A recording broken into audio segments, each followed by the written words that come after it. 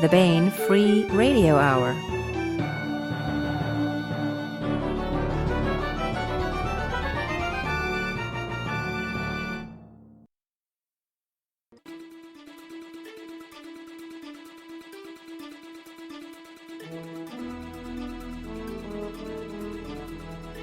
Today on the podcast, we prepare for invasion with the contributors and editors of Little Green Men Attack, and continue our serialization of David Drake's The Sea Without a Shore. All of that right now.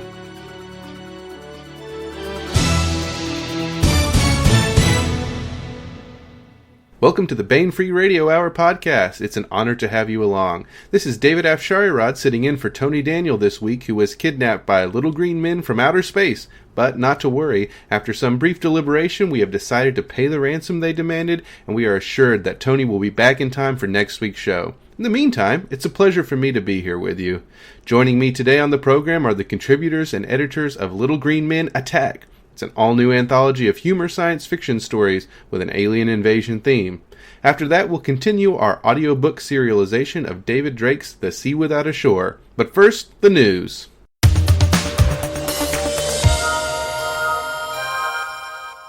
Faithful listeners to the podcast will have heard Tony's interview with DJ Butler about his new flintlock fantasy Witchy Eye, which is out now in hardcover.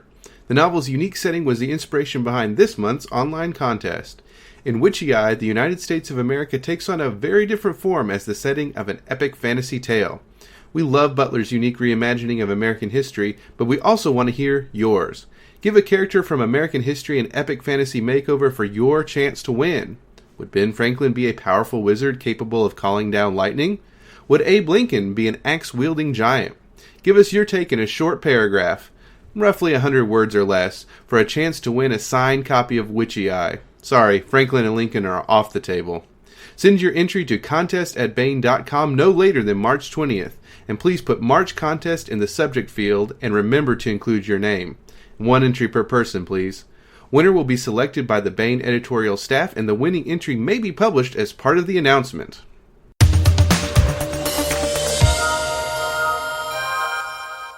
And now let's listen to that interview.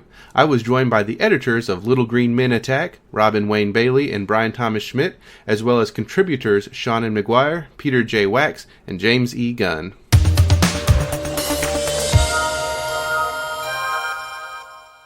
Hey everybody, we are here today talking about a new science fiction anthology out from Baen Books. It is called Little Green Men Attack, and it is all new short stories with a alien invasion, first contact kind of theme, but the thing they do all have in common, besides Little Green Men, is that they're all very, very funny. This is a collection of science fiction humor. And here to talk about the book with me today are the editors, as well as a couple of the contributors. Let's go ahead and introduce them. First off, we have the co-editor of the book, Mr. Robin Wayne Bailey.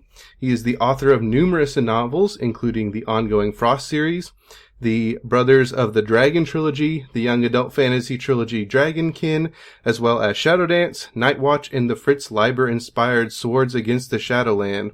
He's authored over 150 shorter works, many of which have been collected in Turn Left to Tomorrow and its companion volume, The Fantasticon, Tales of Wonder.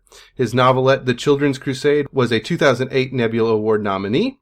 And he is a 2-term president of the Science Fiction and Fantasy Writers of America, and one of the founders, along with James Gunn, of the Science Fiction Hall of Fame, which now resides in Seattle as part of Paul Allen Science Fiction Museum and Hall of Fame. I've talked to him in the past about one of the Chicks and Chainmail anthologies, and I'm glad to have him back on the podcast. Robin, thanks so much for being here. Well, thank you for having me. We've also got Robin's co-editor, Bryan Thomas Schmidt, on the line today. He is an author and Hugo-nominated editor of adult and children's science fiction and fantasy novels and anthologies. His debut novel, The Worker Prince, received honorable mention on Barnes & Noble's Year's Best Science Fiction Releases of 2011, and was followed by 2 sequels. As an editor, his anthologies include Galactic Game, Shattered Shields, Beyond the Sun, Ray Gun Chronicles, and Space Battles, and of course, Little Green Men Attack. He's got a few coming up in the pipeline. The Monster Hunter Files, co-edited with Larry Correia. is forthcoming from Baen. I bet we'll talk about that. And he's also got a couple more anthologies coming up. Joe Ledger, Unstoppable, Infinite Stars, and Predator, If It Bleeds, which is a tie-in short story anthology with the Predator series. He's also an editor of longer works, novels, including Andy Weir's The Martian. Bryan, so good to talk to you again here on the podcast. Thanks for having me. All right, and joining us, as I said, are some contributors to Little Green Men Attack. First off, we've got Seanan McGuire. She is the New York Times bestselling author of more than a dozen books, all of which were published within the last 5 years, which may explain why some people think she does not actually sleep. Her work's been translated into several languages and resulted in her receiving a record 5 Hugo Award nominations on the 2013 ballot.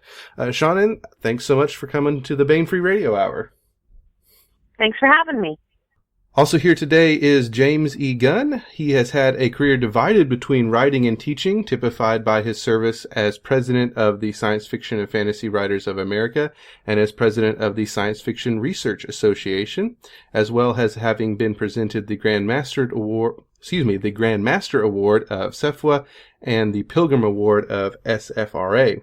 He's now Emeritus Professor of English at the University of Kansas and continues to write. He's published more than 100 short stories and has written or edited 42 books, including The Immortals, The Listeners, The Dreamers, Alternate Worlds, The Illustrated History of Science Fiction, The Road to Science Fiction, and most recently Transcendental and its sequel, Transgalactic. Jim Gunn, thanks for being on the show today. Oh, it's a pleasure. And last but not least, we've got Peter J. Wacks. He is a best-selling cross-genre writer and formerly managing editor of Wordfire Press.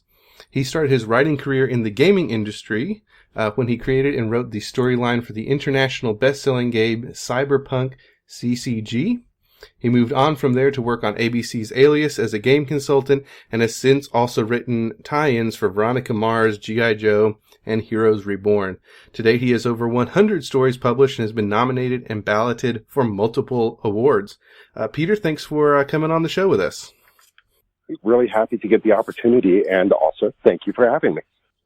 All right, well, I want to talk about everyone's stories because I should say Robin and Bryan also are writers, and they've written stories for Little Green Men Attack. They're not just the editors. But first I want to talk about the anthology sort of as a whole. And Robin, let me turn to you. I think this idea originated with you, and you were telling us before we started recording a little bit about how it came about. And so if you would just tell us about where this idea for Little Green Men Attack came from, and also maybe what were the marching orders when you were soliciting stories? What did you say you were looking for? Okay. I have been a frequent contributor to Esther Friesner's Chicks and Chainmail series, and for some time I thought we really needed a science fiction equivalent of that. I was a big fan growing up of the humorous science fiction of writers like Robert Sheckley and Frederick Brown and William Tenn, to whom these three writers are mentioned in my introduction as being my big three for science fiction when I was growing up. Others think about Clark Heinlein Asimov, but I loved the humorous and the satirical work of these particular writers. And we didn't see much of that kind of science fiction anymore. Now, Esther writes a lot of very humorous work, and I've written a lot of humorous work also. And she and I are very good friends. And I approached her on several occasions about doing some sort of a humorous science fiction version of Chicks and Chainmail. She was busy when we finally were starting to get this seriously off the ground and not able to take part in the editing of it. And she suggested that she'd love to write a story for it and urged me to pitch it myself. But Bryan is living very close by, and Bryan's a good friend and was having considerable success as an editor also. So I approached him about co-editing it with me. And we made the pitch. We put together the pitch together and took it to Tony Weisskopf.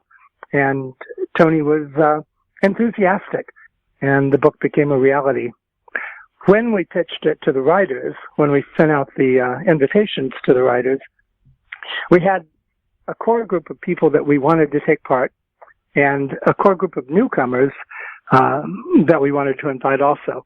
And it was a real mix. We've got a great mix of award-winning, very established, well-known science fiction writers and some brilliant newcomers. There's a story in here. I will mention her by name. Denzel Cherry's story knocked me off my socks when I read it. I bought it pretty much instantly. And also Steve Silver. I had known Steven Silver as a fan for quite a while, and I had seen he had edited a couple of anthologies for DAW books, but I'd never seen any fiction by him. And his story for Little Green Men is also just a knockout piece. So I'm really happy with the mix of writers that we've got. All we told them when we made the invitations is that we wanted the story to be funny and to in some way involve alien contact. And we left it pretty wide open from there. And we got an astonishingly funny mix of stories. I'm very happy with the way this anthology turned out. And I'd like to think that Robert Sheckley and Frederick Brown would also be very happy with the stories in this anthology. I really had them in mind from the beginning to the very end of this anthology. I think they're unfortunately not as well remembered as they deserve to be. Yeah, I think I've read all three gentlemen, but I love Frederick Brown. Frederick Brown is one of my favorite science fiction writers of all time, probably. And so it was when I saw your dedication, and then when you mentioned him along with Sheckley and Tin, I was pleased. You also mentioned Denzel Cherry, who I know well from the Texas convention circuit, and I actually got a chance to hear her read her story from Little Green Men Attack at FinCon or ArmadilloCon or something. So I'd been looking forward to this for a while since she had given us a preview of that. I loved her stories, and I knew the rest were going to be great as well. Talking about this history of science fiction humor, you mentioned we don't see it as much as we maybe once did, but there has been a long tradition of that in science fiction, maybe more so than in other genres. Certainly there are humorous horror movies and fiction too. But I guess I just wanted to ask everybody, open it up a little bit. We mentioned Brown and Sheckley and Tin. If there were other science fiction humorists or just humorists in general, maybe they don't write in the field, that have been favorites and an inspiration when approaching humorous science fiction. Well, you got Jim Gunn and Robert Silverberg, who are both in the book, for example. Esther Friesner. I mean, Seanan, of course, writes really, really humorous stuff. I mean, I don't know. We got a lot of angry and weird people in science fiction. I think we need to laugh at stuff, you know? Go ahead, Shannon. One kind of interesting aspect of the humor business was that back in 1948, L. Sprague de Camp, who was really sort of a humorless person, wrote an article about humor in science fiction for a collection that was published under the name of Worlds Beyond. And at that time, it was considered pretty difficult to write humorously about the science fiction field. But it expanded after that, and I think became far more amenable to comedy. Well, I was remembering particularly Henry Kuttner, and he had an entire series of stories about a character named Gallagher, who was a brilliant inventor, but he could only invent when he was absolutely blasted drunk. Totally. And then he couldn't remember what. Then he couldn't remember what he had done, so that was the funny part about it. He had to figure it out afterwards what he had done. But there were actually a lot of writers who, I'm surprised that the camp would have thought that writing humorous SF was difficult in those 30s and 40s, because there's quite a few examples of it. And I think many of the magazines usually carried one or two humorous stories, it seemed. But we'd fallen away from that tradition, I think. Yeah, as a matter of fact, I think the publication of John Campbell's Unknown unleashed a lot of comic talents with people who could write far more humorously about fantasy than they could about science fiction. But then Fred Brown came along and others who were able to do the humor more easily. You know, it's funny. I found a lot of my humor in science fiction in the 90s with stuff like Craig Shaw Gardner and the Cineverse cycle, or Terry Pratchett, who did Strata. I actually discovered Discworld after his science fiction piece called Strata. And, of course, you know, Job, A Comedy of Justice, going back to Heinlein and stuff like that. We can't forget Hitchhiker and Adams, of course, and we can't... Yeah, I would wait for someone to say that. So one of the best pieces going right now, for me, has been the whole series that Gail Carriger has been doing with her kind of her vampires steampunk series. There's been more than one series now, and I just really enjoy the humor in those. And then there's Gordon Dixon and Paul Anderson dealing with the bears in space and all their crazy stories. I mean, there's tons of examples. Yeah, Shannon, did you have some that I think you're the only one who hasn't maybe weighed in yet, that you wanted to bring up? I grew up almost entirely on humorous science fiction. I mean, I went into stand-up comedy because I wanted to be Alan Dean Foster. I wanted to write the Robert Asprin books. You know, that was the whole goal, was to do these things that are funny and yet somehow move and change people. I don't feel that we've moved away from the tradition as much as any tradition in science fiction kind of goes in waves. People get burnt out on a topic. You know, you see a bunch of master humorists working at the top of their field, which is what we really had in the late 80s, early 90s, when Esther Frieser was publishing her Magic or Nothing series, her Harpy High, you know, beautiful stuff. Alan Dean Foster was burning it up. Robert Asprin, Pratchett was just starting to really become a force. Then you see a whole bunch of imitators, and the imitators are generally pretty terrible. And because they're not writing honestly, they're trying to write as someone else. I was pretty terrible when I was just imitating them. And then it goes away. It's not cool for a little while because everyone remembers the rush of imitators more than they remember the real deal. You know, it's what happened to vampire stories, and it's what happened to First Contact stories, and it's what happened to Starship stories. And then we come back. I honestly feel like we are at the cusp of a renaissance of science fiction humor. Little Green Men is a part of that, and you're just seeing it happening organically all over the field. In the world of novels, you know, the world of novels is almost entirely separate sometimes from the world of short fiction. And I know there's a lot of very funny work out there at novel length. Of course, Terry Pratchett, of course. The Asprin books are an interesting example of what I'm getting at right now. Asprin's myth books are very, very funny, but they're fantasy. His science fiction novels, on the other hand, Cold Cash War and The Bug Wars, are not. Those are straightforward, very straightforward, serious SF. But his Fool's Company novels were absolutely humorous. Seen lots of SF. I'm sorry, Shannon? His Fool's Company series, which ran for like 7 books, was absolutely heavy-duty science fiction humor in space. It was following a military attachment of misfits and losers as they proved that they were better at being military than the people who maybe hadn't been rejected. It was basically... You were right. I had forgotten those. Yeah. And the myth books actually turned out to be a science fiction fantasy crossover world. You know, the dimensional hoppers, once you get to Diva, he really did not play by genre rules. Well, let's talk about some of the stories in the book that you all wrote. Maybe let's start with Peter. We mentioned that you've worked in video game or in gaming, and your story is called "The Gameaholic's Guide to Life, Love, and Ruling the World." And the main character in it is a gameaholic, and he goes to Gameaholics Anonymous, and the slogan they have is "Life is not a game." And then it turns out maybe that they need to rethink their slogan. If you could maybe I like to just say tease people so that they'll go out and buy this book or buy multiple copies of it, about your story and without giving too much anything away, just kind of let us know what it's about and anything else pertinent you can think of.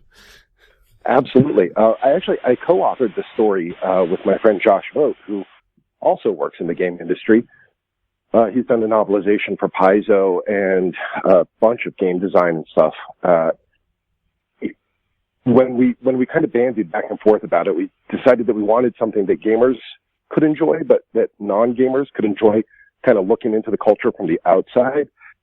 So we came up with this concept that Earth is just a beta test, basically, for a giant, massive multiplayer online for the little green men that are attacking. They're the players that are controlling each and every one of us.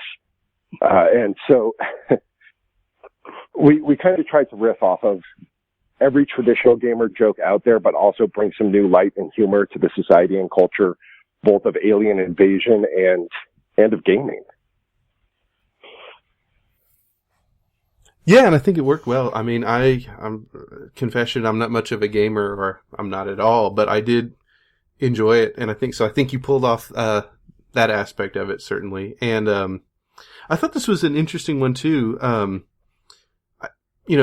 Like you said, the part of the mandate was, some sort of alien contact, and you have that here, but it's very different than what we see in a lot of stories in the book, which were great. I'm not downplaying them, but these aliens don't land in a spaceship and get out and meet us. It's very different. I just wondered if there was any story behind how you guys decided to come up with that, as opposed to having a more traditional first contact narrative. That's sort of like the first contact happened a few million years ago, I guess, or right? So since it's all a simulation. Yeah, we did actually we were talking about the invasion of ideas and how, memetics and memes are kind of culturally taken over, and we wanted to play with the idea that contact and an invasion does not have to be physical. It can be digital. It can be mental. It can just be capturing ideas, and that can be enough. Robin or Bryan, do you want to weigh in? I mean, since you guys obviously decided to include the story, did you have any commentary on the Gameaholics guide that you wanted to toss out there? I will confess, Peter, when I saw the story for the first time, I didn't understand it. I have no background in gaming at all, really, to speak of, and I didn't understand some of the acronyms and some of the terminology and everything. I discussed that with Bryan, and I think Bryan asked you to perhaps clarify some of the acronyms or something, but and maybe for a light rewrite, if I recall correctly. And when that came back, I got the story. I enjoyed it a great deal. And I think because it doesn't involve aliens, it's not a first contact story in the usual sense. I really enjoy it for that reason. It's different from most of the other stories that do involve first contact or actual alien invasion. So it's a standout piece in that regard. I'm not particularly a gamer either, but I've probably done more of it, at least in recent times, than Robin. And my attitude towards it was, what I like is I want to make sure that all the stories are accessible to everybody. I want to make sure that people can get something out of every story. And so I like the different aspect of it as well. But that, I think we did ask for a little light rewrite just to make sure it was as accessible as it could be. But Peter and Josh turned things around pretty quick, and they're pretty good at that. So it really was a minor tweak at best. Yeah. Well, let's talk about March of the Little Green Men, Mr. James Gunn. This is a more traditional Aliens Land story, although that's about all that is traditional about it, is that the aliens do land in a spaceship and get out, and they are little and green. And I like this one. I feel like we talked about this kind of theme before on a podcast with somebody, but it's sort of it plays with a lot of the tropes of aliens landing and what it would be like. The main character is sort of this low level, instead of, higher up, the president or whatever, he's this low level bureaucrat type character, and he keeps wanting the aliens to help us, you've come down and you're supposed to give us something, and it doesn't really work out. And I just wanted to talk about that, I guess, is where that idea developed from. So, though I don't write much original fiction these days, or rather most of my time is taken out of things. But I was attracted to this particular project mostly because of the final sentence in the story, which I won't reveal what it is, but it did suggest that there are certain questions about alien contact that somehow never get answered. And I thought this was an interesting answer I'd not heard before, and in order to lead up to that answer, I wanted also to deal with other kind of expectations that occurred to me that the one of the major sources of humor is the disappointed expectation, which leads to something else. And I wanted to deal, as any science fiction writer does, either seriously or comically, with the kind of answers that have been provided by authors before. In fact, there's a whole tradition of science fiction, which I call the dialogue between science fiction writers on different topics, with one responding to another in the way that I responded to Frederick Pohl's classic story, The Midas Plague, by writing a story which also appeared in Galaxy called Little Orphan Android. And in a sense, I was trying to do the same thing, to continue this dialogue with the kind of expectations that we have, in many cases instigated by previous science fiction stories, of what we expect from this kind of encounter, and the kind of realization that works far better through a minor functionary than it does through a top official, as they tries to interpret the needs of his particular position and trying to get some answers. So I hope it works for people. Well, I loved it, and I loved. I also won't spoil it, but that last line that you mentioned is worth the price of admission, if you will. And I like that you brought up that dialogue. That's an idea. One of the things I've always loved about science fiction, I think I got it from reading something you wrote, is, and we've talked about this, the history of humor in science fiction and the back and forth between authors. So thank you for bringing that up. Bryan and Robin, again, do you have anything you wanted to say about March of the Little Green Men? Well, Jim has been kind of a mentor to both of us in various ways. We're, of course, local, near to him, so we go and participate in activities down at KU with him on a regular basis. So I was just privileged to actually edit a news story by Jim Gunn. That was pretty exciting. I mean, he turned that sucker around in like a week or something after we asked him. It was the fastest, the first story in. And so we were all excited. The first story in and the first story we agreed to buy. Yeah, well, we got a story, and then we got to see what a pretty legendary writer writes, and he's been a good friend to us too. So we're all the way around pleased with it. Well, and as just a reader, I am pleased to have seen a new James Gunn story in this book. Bryan, I mentioned you wrote a story with Alex Schwartzman, which is in here.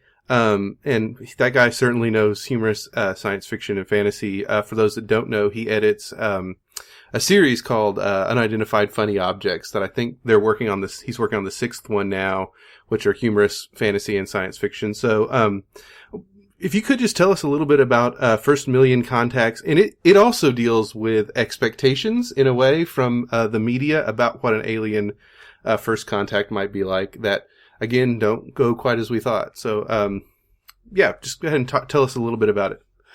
Our story basically opens with an FBI agent in Walmart watching a strange, undulating green bean walk up and French kiss one of the cashiers. And then she starts investigating what's going on when things, crazy encounters with these beans go on all over Kansas City and all over the world. Basically, we were playing with the idea that aliens, much of our expectations about first contact are inspired by popular cultural notions and popular cultural, movies or books or whatever. And we thought, what if the aliens were inspired by seeing our popular culture about how to make contact with us? And that was basically the whole premise of the story. And I don't want to give too much away, but basically, there's a weird explanation for the behavior of the aliens that comes toward the end. It makes sense, but it takes a while for it out of context to make sense to anybody, and that's kind of what the mystery of the story is about. Yeah, worked well. What was it like collaborating with Alex on this? If you want to talk about that a little bit, maybe. Was this something you cooked up together, or I don't know, how did that work? Well, we combined two ideas into one. I kind of took the lead on it because I really wanted the laugh out loud humor style that we didn't have as much of in some of the stories we had gotten at that point. I mean, they're all funny in their own way, but there's different styles of humor represented in this book, and I really kind of want. I myself like more of the chuckle and gut busting laugh kind of thing as you go.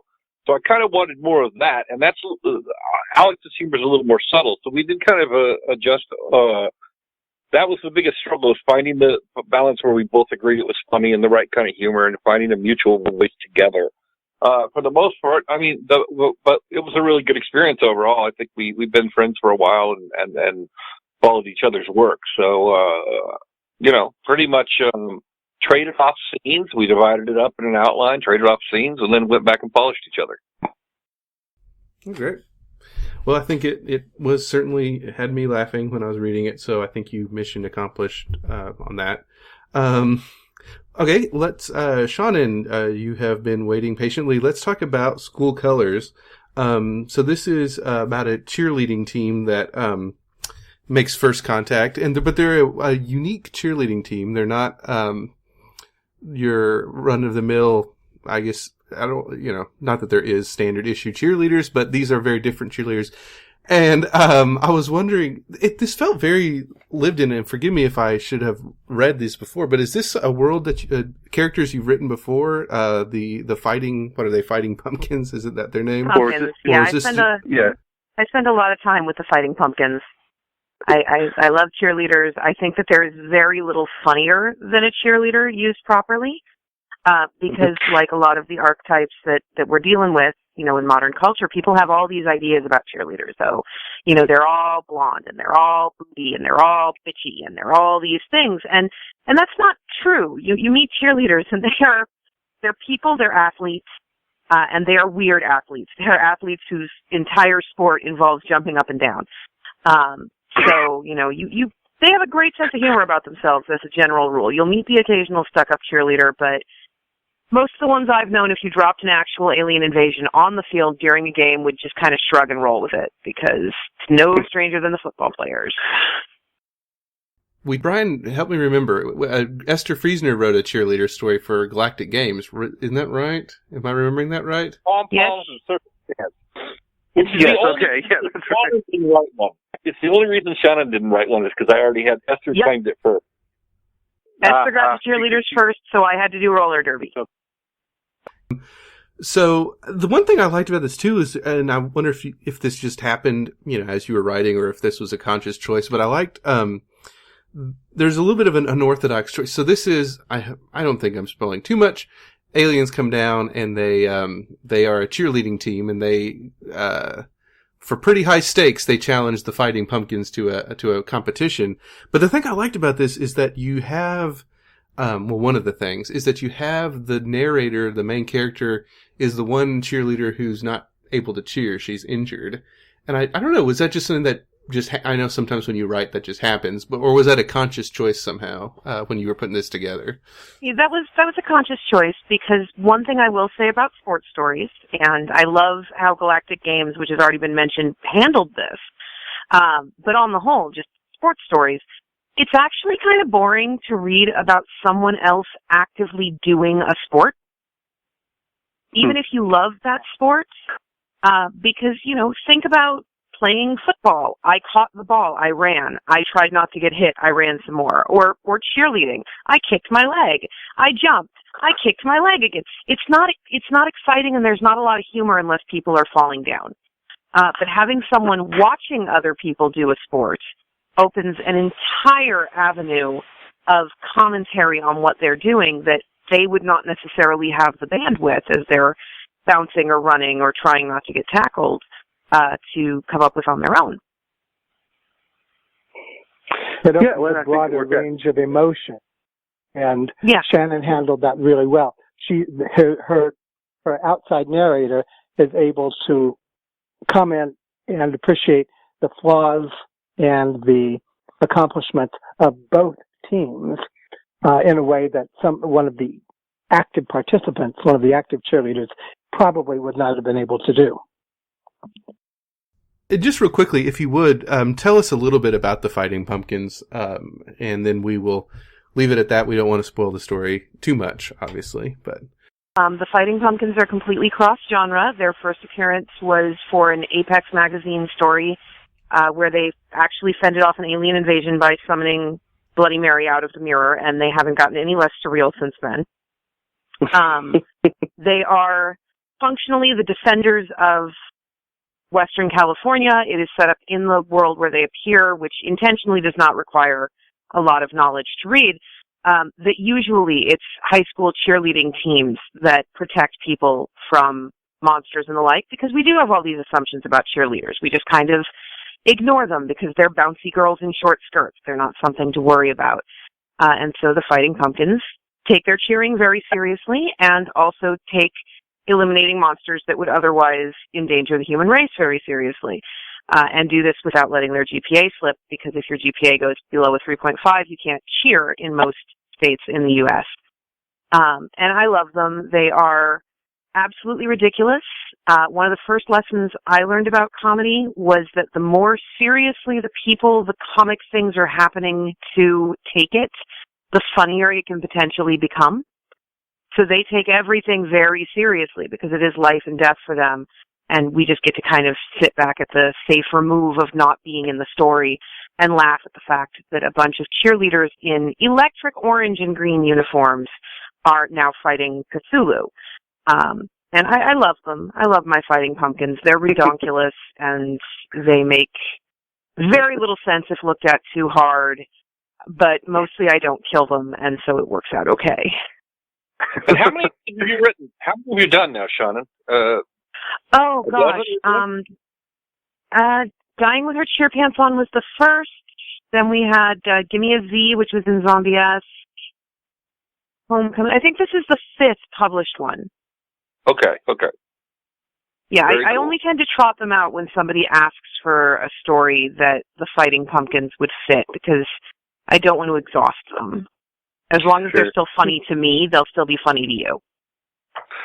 Yeah, good idea. All right, well, and let's finish off with the story that finishes the anthology, or closes out the anthology, I should say, and that's Robin Wayne Bailey's The Fine Art of Politics. And this is aliens come down, and there's a, you talk about humor and how humor can maybe tell truths in a way, put it in a funny package. And there's a line that sums this story up, I think. The aliens are coming down, and they give us some technology, which I won't spoil. I'll let Robin tell you guys if you want to. But there's a line that says, humans in their desire for security and free stuff will become complicit in their own subjugation, which that cracked me up, probably because it's very true. And Robin, maybe just tell us a little bit about this story. What is going on here? And I want you to talk about the use of puns, because you've got some really good ones in here. So anyways, yeah, just tell us a little bit about The Fine Art of Politics. Well, I wrote the story last. I knew that we had chosen, I think, all of the stories that we were going to buy. And Bryan had mentioned with his story, he'd wanted to plug in any holes that he thought might pop up. And I waited till all the stories came in so that I could see, I thought, what holes I wanted to plug up. And when I got to that point, we're kind of approaching deadline. And I realized, I'm so happy with most of these stories. There's no really hole I want to plug up, but a lot of commentary. And we were going through the election cycle, of course.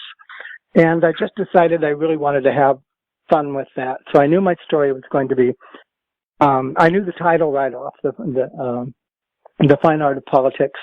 I started with, even before I had another line for the rest of the story, it was a springboard.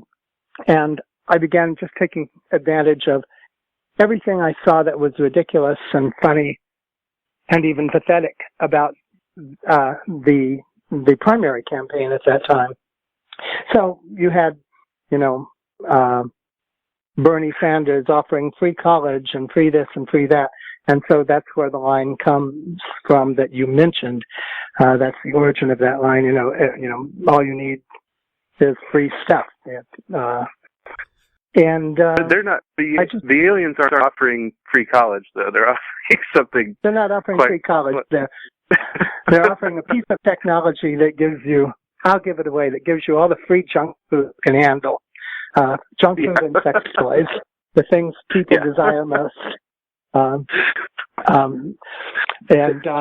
people are lining up around the block to get them.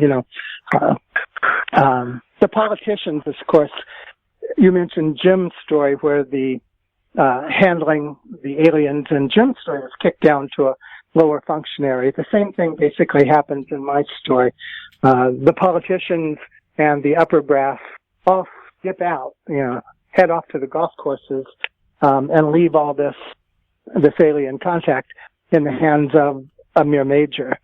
The generals, the colonels, the politicians, the congressmen, they all vanish like Cinderella on daylight savings time, leaving it all in his lap. And it's up to him to solve the problems in this story. And you mentioned the puns. I love good puns. Seanan mentioned aspirin. Aspirin and I were good friends. I wrote for the Thieves World series with him. We would sit around and play guitar and pun till the break of dawn at every convention we were at. Mm-hmm. Gordy Dixon, the same way, sitting around with him. It was a pun fest. And I've always enjoyed that kind of humor when it's done well. And my story ends on a horrible pun. In fact, I think Bryan wanted me to edit it originally, but I insisted on keeping that. I have to edit you. I have to edit you at some point. You did. I had to edit you. You never forget now that I bought your first professional story, so you'll always owe me. My first sale, I for sure. And if you forget it, I'll remind you. Rob, I still think you should. I still think you should have put the line in there about Happy Meals taking on a whole new meaning. But sex toys and fast food. But anyway, my one concern about my story is Jody Lynn and I's story. Jody was one of the latest stories to come in, and there's a small similarity between her story and mine that I won't spell out. Totally accidental on both our parts, but we decided that we could go with that. But there are two stories in there. Well, no, I don't want to give it away. Jody wrote her story completely separate from mine. The similarities is totally accidental. Take my word for it. Well, actually, since you brought up Jody Lynn Nye's story, just right before we wrap up here in a second, I know, there obviously the three folks we've got on today, plus you guys, that would not make a whole book. We've got quite a few other stories in here. We mentioned Ansel Cherry's story. Anyways, Bryan or Robin, you want to just mention some of the other stories that are in here to, again, like kind of tease people so they will go out and buy multiple copies of this thing? Well, we've got a really funny story by Ken Scholes about a folk singer whose background turns out to be a bit surprising, and then there's a story about a alien Landlord that Martin Shoemaker wrote for us.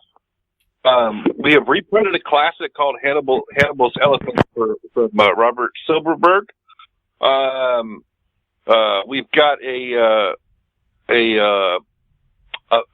fan club from out of the stars of Little Women that come down in Christine Catherine Rush's story. Let's see what else. Robin, go ahead. Tell them about some others. I am particularly enamored of Stephen Silver's story.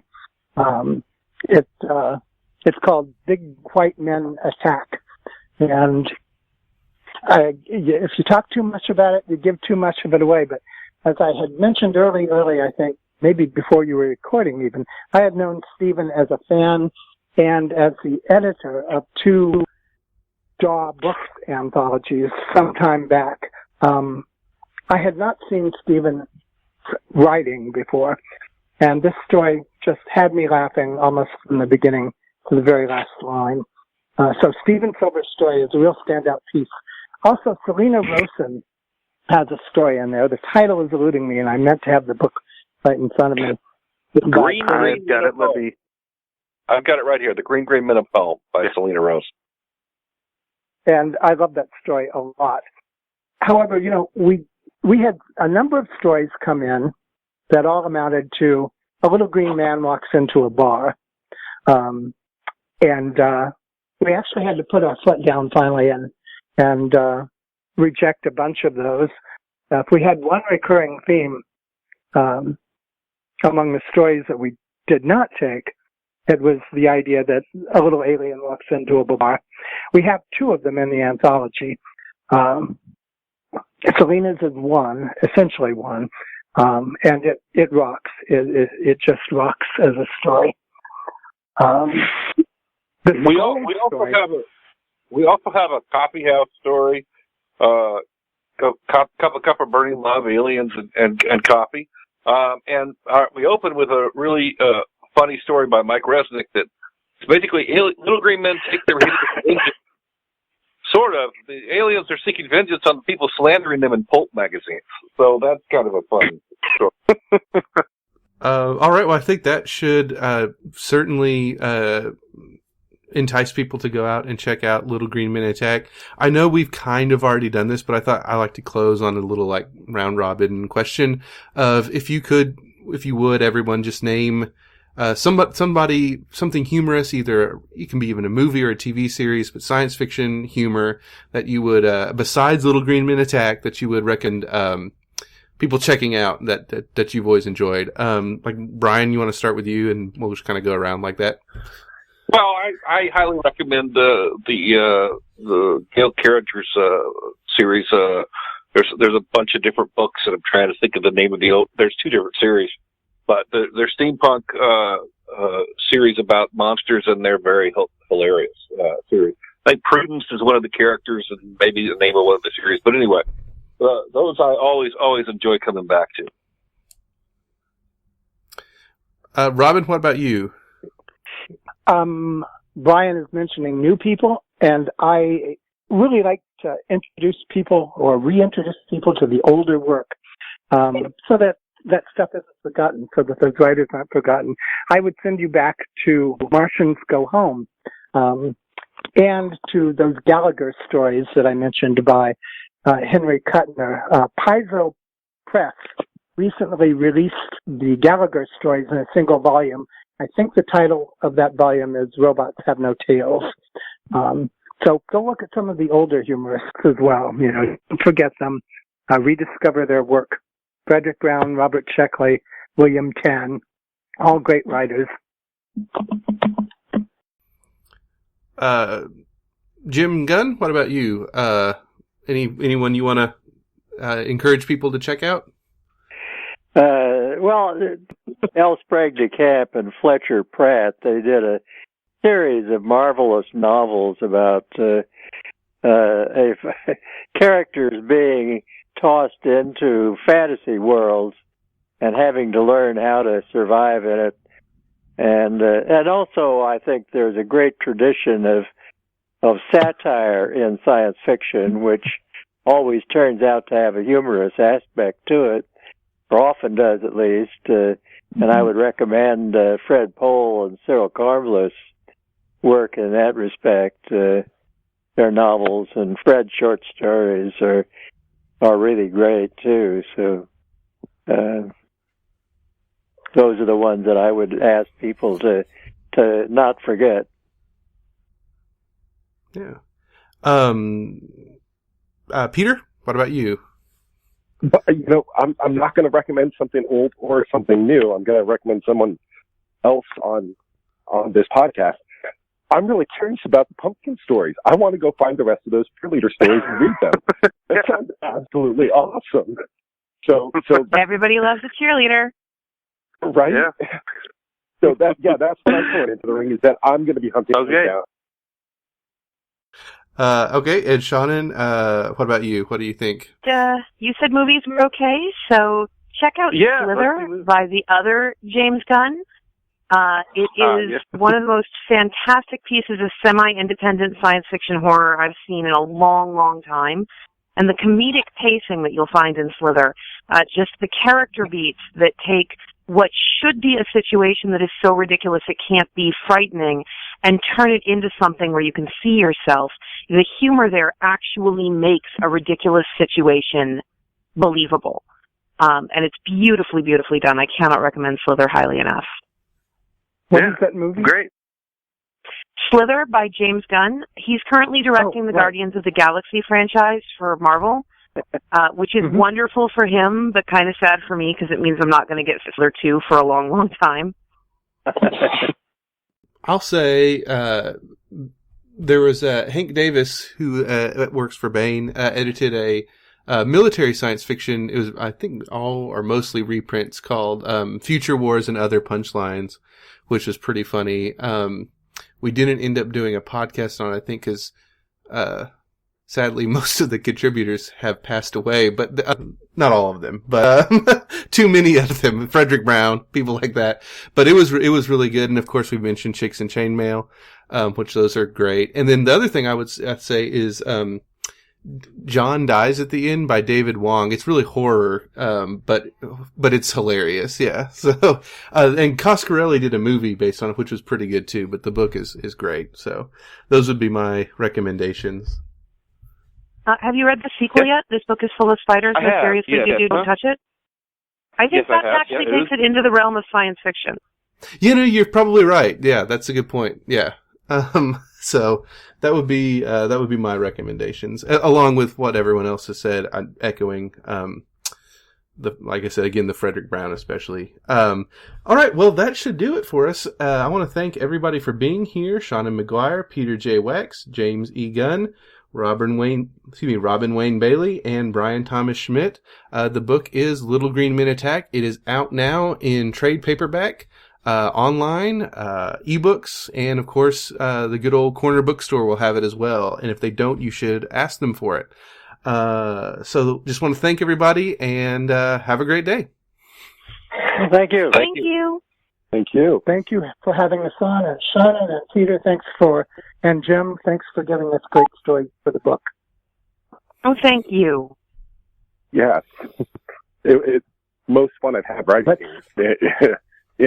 In most of that year again. Was that, so thank you.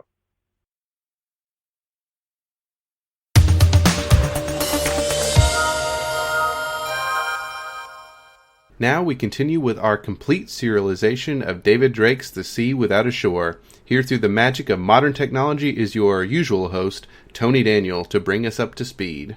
It seems Cinnabar's chief spy master is a mother also, and her son is determined to search for treasure in the midst of a civil war. Who better to hold the boy's hand and to take the blows directed at him than Captain Daniel Leary, the Republic of Cinnabar Navy's troubleshooter, and his friend, the cyberspy Adele Mundy. The only thing certain in the struggle for control of the mining planet Corsair is that the rival parties are more dangerous to their own allies than to their opponents. Daniel and Adele face kidnappers, pirates, and a death squad even before they can get to the real business of ending the war on Corsair and bringing their charge home, maybe along with ancient alien treasure. Now here is the next entry of David Drake's The Sea Without a Shore. 1 light minute from Cleveland's world. The box of files had been in storage in the attic of the manor in Brotherhood. On top of it were piled discarded items, trash, which had been thrown out over the centuries, if not a millennium. The lid of the box, it had originally been a case of ammunition, was stenciled mining records. But Adele had glanced inside. Many of the chips were of the standard type used for log recordings by Pantalarian and Kostroman ships some centuries in the past. If Adele had had time, she would have copied the files to her data unit the way she had done similar files in the basement of Navy House. She had located the box the day that Daniel blew the breach in the Cephesus, so she had only had time to ask Corey to carry it aboard before the Kaisha shifted to the outskirts of Hablinger. It nagged Adele that she had absconded with stored documents, though even she could scarcely describe the box as having been filed. No matter. She had worse things on her conscience. Adele had sorted the chips immediately and found that most of them were indeed logs of ships from 300 to 500 years back. She hadn't had time to go through the chips properly until now, however. Pursuit of the Madison Merchant made them a first priority for Adele and the spacers with the correct expertise, a group which now included able spacer Hale. Adele was so lost in her pursuit of knowledge that she didn't hear the announcement that they were about to extract into sidereal space. The transition felt as though hot sand were being rubbed on the inside of her skin. Her mouth opened in a silent gasp. She blinked, then regretted it, because the imaginary sand was under her eyelids also. Discomfort was nothing new, and the effects of extraction went away promptly. One corner of Adele's display echoed the command screen. It showed a planet in the fuzzy detail of high magnification. An orbiting ship would not have appeared at the present scale, but Adele's quick check of sensor data showed no sign of one. The Merchant had either landed on Cleveland's world or it wasn't here at all. Adele went back to the logs. The Kaisha had extracted a light minute out from the planet so that Daniel and his officers could observe activity on and around it unseen. They didn't need Adele's skills to accomplish that. A few of the logs were from ships which had never made voyages to the ribbon stars. Adele couldn't imagine why they had been placed in a box in a Brotherhood attic. Most had more local significance, but they didn't involve HH1509270 or any other world which might be the right one under a different name or no name at all. Occasionally, Adele had asked Corey to check recorded course data to see if an unidentified landfall could have been the one the Kaisha was looking for. None of them had been. Until this one. "Captain," Adele said on the command channel. She sent the file to everyone in the command group in the form of an icon slowly pulsing between red and magenta. "I have something, I believe." "Roger," said Daniel at last. "What is it, Mundy?" The delay before Daniel responded had been brief, but was still longer than Adele unconsciously expected.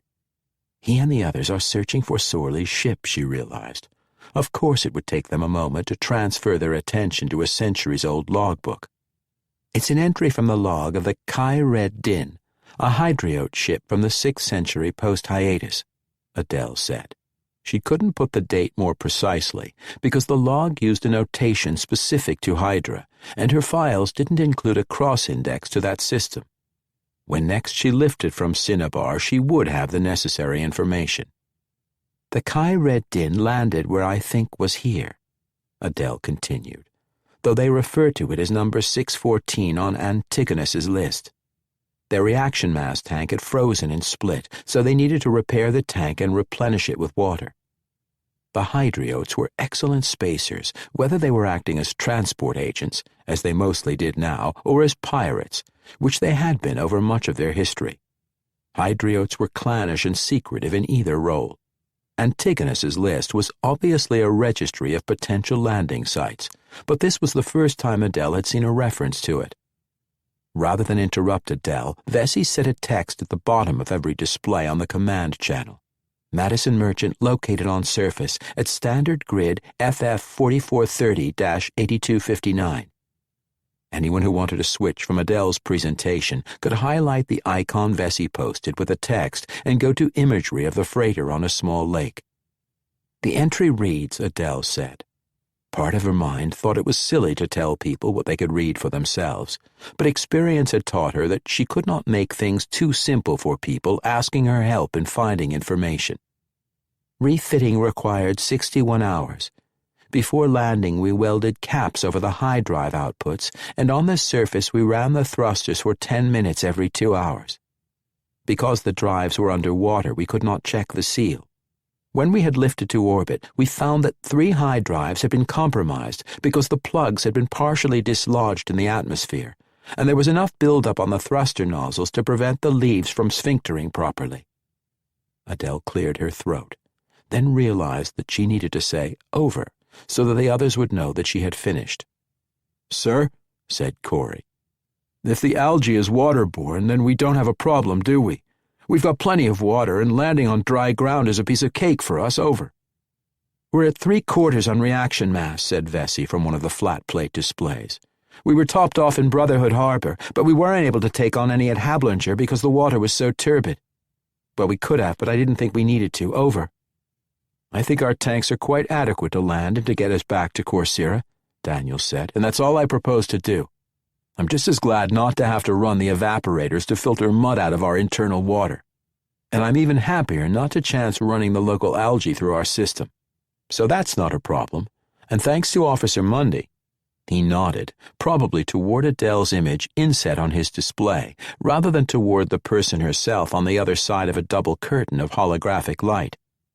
We have a way to release Cleveland without risking an attack with a plasma cannon while the merchant was on the ground, which I'm afraid was the best plan I had come up with until I learned how virulent this algae is.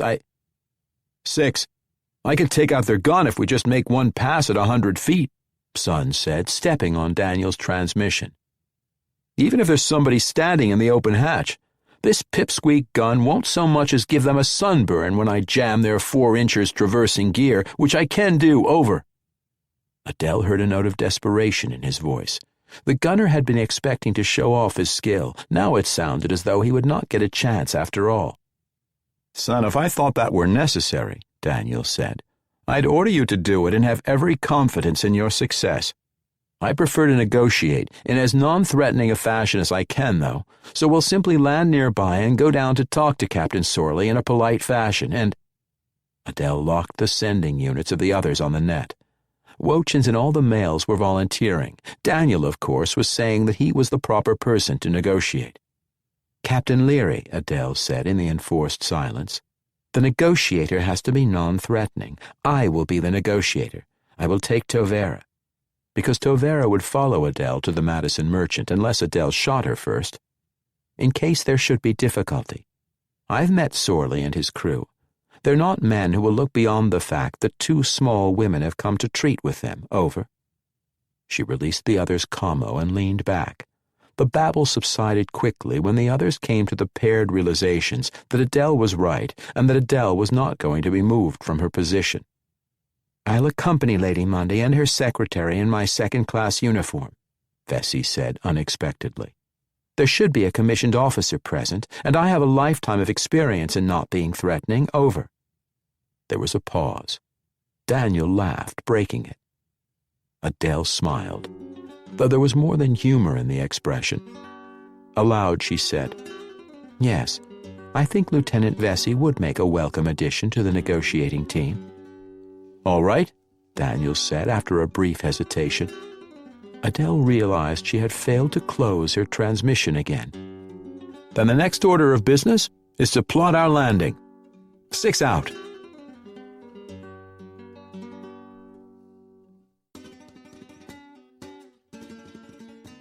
That was another entry in our complete serialization of The Sea Without a Shore by David Drake. And that's it for this week's edition of the Baen Free Radio Hour. Thanks to Audible.com and to podcast theme composer Ruth Judkowitz. I also want to thank Robin Wayne Bailey, Bryan Thomas Schmidt, James E. Gunn, Seanan McGuire, and Peter J. Wacks for talking with me today. And I want to thank those little green aliens for abducting Tony Daniel, which allowed me to host the podcast this week. Join us next week here at the hammering heart of science fiction and fantasy, and keep reaching for the stars.